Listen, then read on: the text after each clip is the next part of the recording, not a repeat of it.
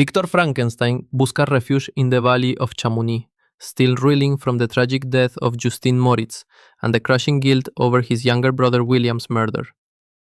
Él es consumed by a dark melancholy that no ordinary comfort can soothe.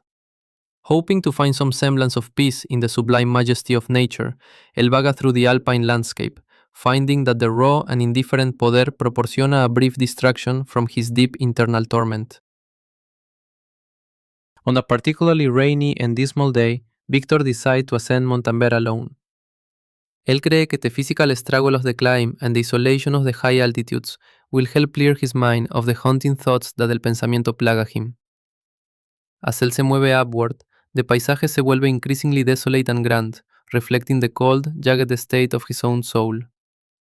The solemn silence of the mountain picos ofrece him a fleeting moment of tranquility away from the demands of society.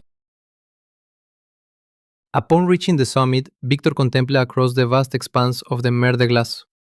The sight of the frozen sea and the towering peaks of the Alps, la vista llena him with a sense of awe and insignificance.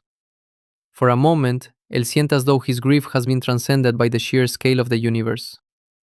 Él permite himself to be momentarily uplifted by the glorious surroundings, feeling a spark of the wonder and intellectual curiosity he once possessed before his experiments began.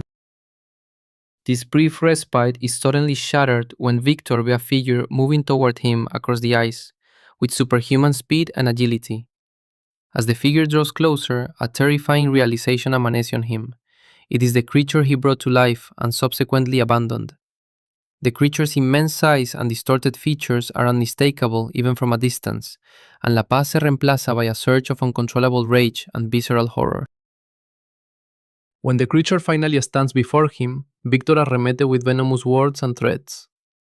Él llama his creation a vile insect and a demon, expressing a desperate desire to destroy him then and there.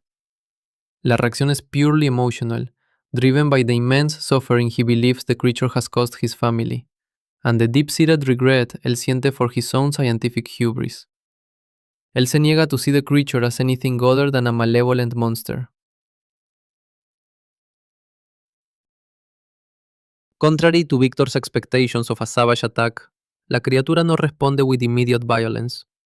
Instead, él habla, with a surprising degree of eloquence, logic, and calm. Él reconoce Victor as his creator, and él recuerda him of the unique bond that exists between them. La voz es tinged with a profound sadness as él describe his isolation, claiming that él era originally benevolent, but él fue conducido to misery and malice by Victor's rejection and the cruelty of mankind.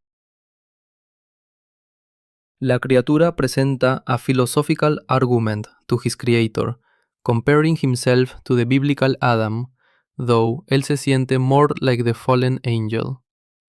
Él suplica a Victor to fulfill his duties as a creator, insisting that él merece happiness and compassion like any other living being.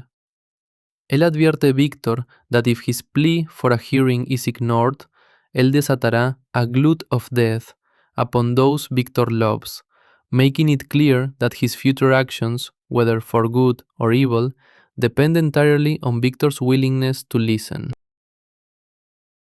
Despite his initial hatred and disgust, Victor encuentra himself moved by a complex mixture of curiosity, horror, and a lingering sense of responsibility.